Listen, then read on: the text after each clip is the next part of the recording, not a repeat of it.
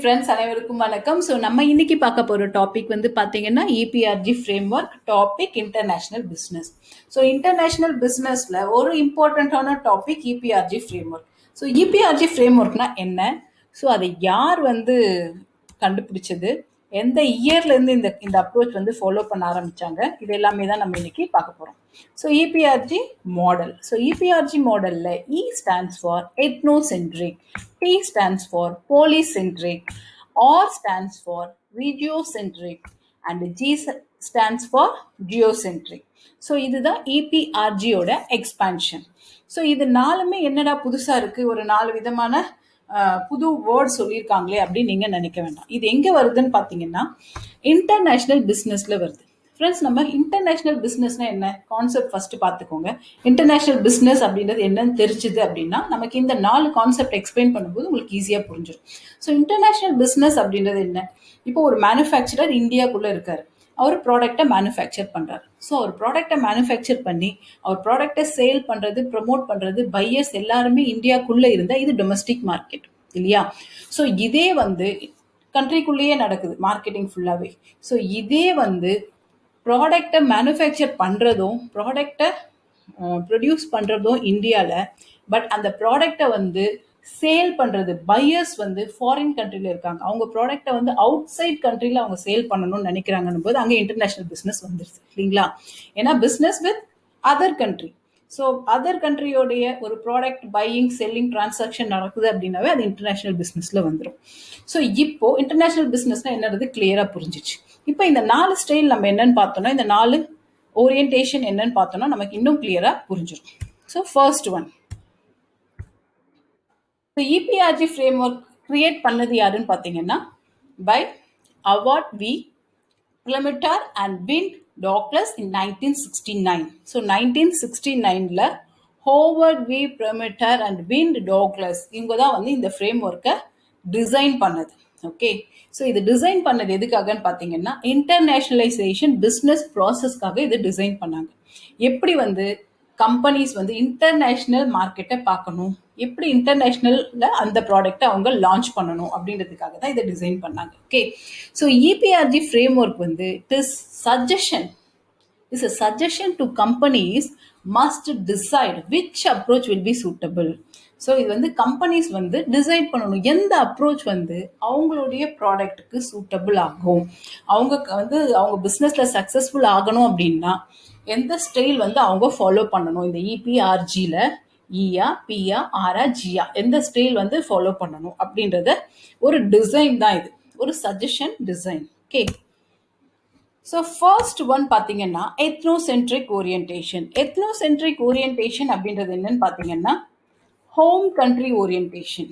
Home country ஓரியன்டேஷன்னா இப்போ ஒரு எக்ஸாம்பிள் நான் ஃபஸ்ட்டு சொன்னதே தான், இந்தியாக்குள்ளேயே ப்ராடக்ட் மேனுஃபேக்சர் பண்ணுறாங்க.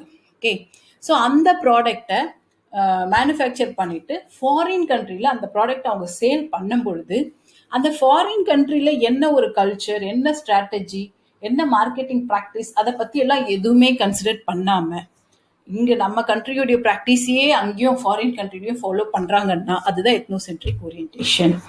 So under this orientation management believe that marketing practice followed in home country will success in foreign market.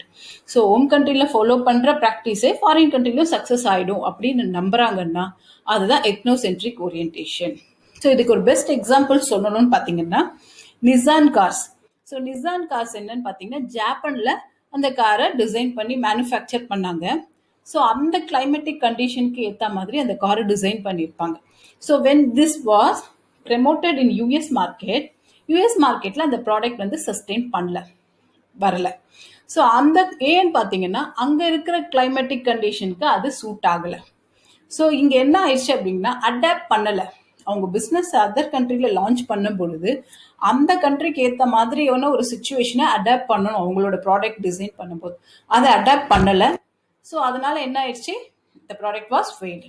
So இந்த மாதிரி ஹோம் கண்ட்ரியில் ஃபாலோ பண்ணுற ஸ்டைல், ஃபாலோ பண்ணுற ப்ராக்டிஸே ஃபாரின் கண்ட்ரிலையும் ஒர்க் அவுட் ஆகும்னு நினைச்சாங்கன்னா அதுதான் எத்னோசென்ட்ரிக் ஓரியன்டேஷன். நெக்ஸ்ட் பாலிசென்ட்ரிக் ஓரியன்டேஷன் அப்படின்றது என்னன்னு பார்த்தீங்கன்னா that is believing that all the market is having different strategy, different needs, different practice அப்படின்றது கான்செப்டை பிலீவ் பண்ற அப்ரோச் தான் பாலிசென்ட்ரிக்.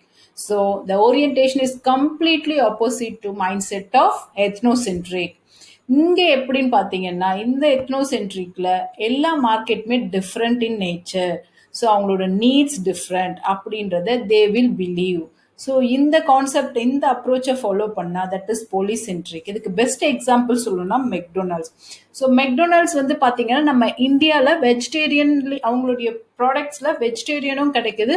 And at the same time அவங்க ஃபாரின் கண்ட்ரியில் யூஸ் பண்ணுற அந்த நான்வெஜ் லைக் பீஃப் அந்த மாதிரிலாம் அவங்க இங்கே யூஸ் பண்ணுறது கிடையாது. பிகாஸ் இந்தியாவில் in India it won't be accepted. Okay, so ethnocentric orientationல அப்படி கிடையாது, அடாப்ட் பண்ண மாட்டாங்க. But polycentric orientation they will consider, they will practice what the marketing need, what the practice are in that particular country where they are promoting the product. இதுதான் வந்து polycentric orientation.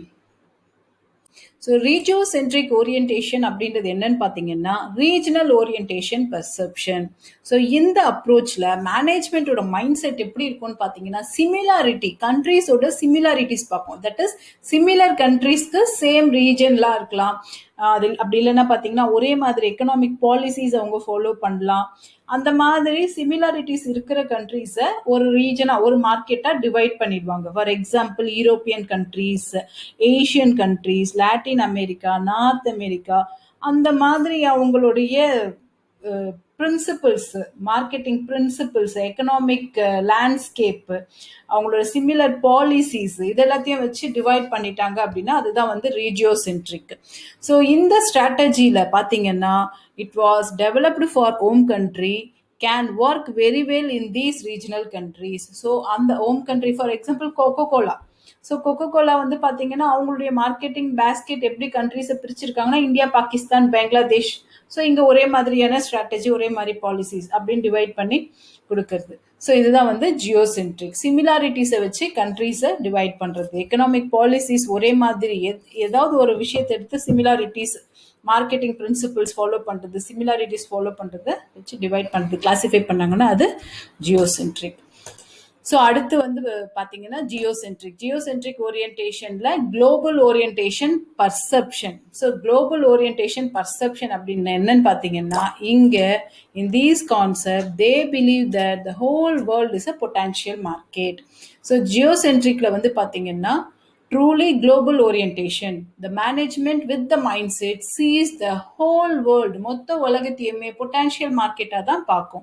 So the management identify the similarities and differences. So இங்கே first என்ன பண்ணுவாங்கன்னு பார்த்தீங்கன்னா management similarities, difference இது எல்லாத்தையுமே identify பண்ணும் between the countries and create global strategy response to local needs.